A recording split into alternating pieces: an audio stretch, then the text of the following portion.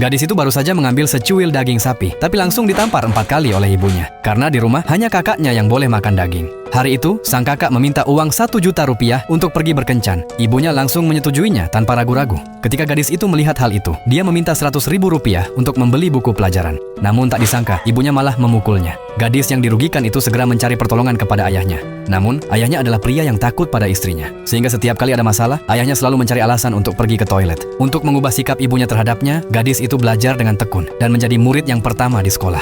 Dia berpikir ibunya akan memperlakukannya dengan lebih baik. Namun yang terjadi, ibunya malah mengambil pisau dan ingin memotong gadis itu. Karena ibunya berpikir tidak ada gunanya bagi seorang gadis untuk belajar. Lebih baik keluar dari sekolah dan bekerja sejak dini untuk mencari uang. Pada hari itu, gadis itu pulang dari sekolah. Dia melihat barang-barangnya dibuang di koridor dan kemudian berlari menemui ayahnya. Barulah saat itu dia tahu bahwa kamarnya telah disewakan. Demi mewujudkan impiannya masuk universitas, dia terpaksa menahan amarahnya dan tetap belajar dengan tekun di rumah. Sampai-sampai dia berbaring di meja dan tertidur. Tapi yang tidak dia duga adalah ibunya malah menjual meja tempat dia tidur. Kali ini dia tidak bisa menahannya lagi dan menanyakan alasan kepada ibunya. Karena sejak kecil, ia tidak pernah merasakan kasih sayang dari kedua orang tuanya. Tapi ibunya malah menyalahkan ayahnya karena terlalu memanjakan anak dan ayahnya hanya diam saja. Gadis itu benar-benar putus asa dengan keluarga ini. Sejak saat itu, gadis itu benar-benar memutuskan hubungan dengan keluarganya. Gadis itu bertekad untuk mengubah nasibnya sendiri. Demi menyelesaikan kuliahnya, ia bekerja paruh waktu setiap hari untuk membayar biaya kuliah. Dalam sekejap, 10 tahun berlalu dan gadis itu menjadi CEO miliarder. Dia pulang ke kampung halamannya dengan mobil mewah dan ingin menunjukkan kepada ibunya betapa sukses dirinya sekarang.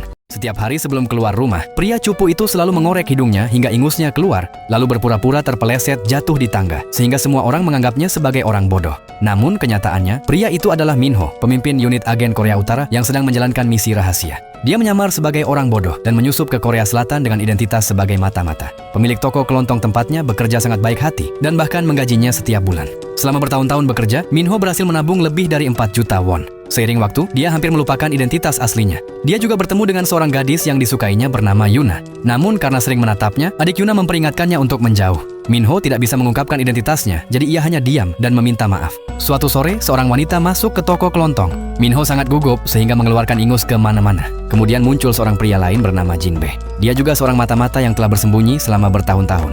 Tetapi setelah tidak menerima misi apapun selama 16 tahun, dia sudah putus asa. Hanya di depan Jinbae, Minho bisa berhenti berpura-pura bodoh. Pada malam hari, Minho melanjutkan rutinitasnya berpura-pura bodoh dan buang air kecil di jalan. Namun sayangnya, kali ini Yuna melihatnya tepat pada saat itu. Hal itu benar-benar menghancurkan citranya. Kemudian Minho bertemu Yuna lagi di jalan. Tepat ketika dia hendak menjelaskan, tiba-tiba adik Yuna datang dan menjatuhkannya ke tanah.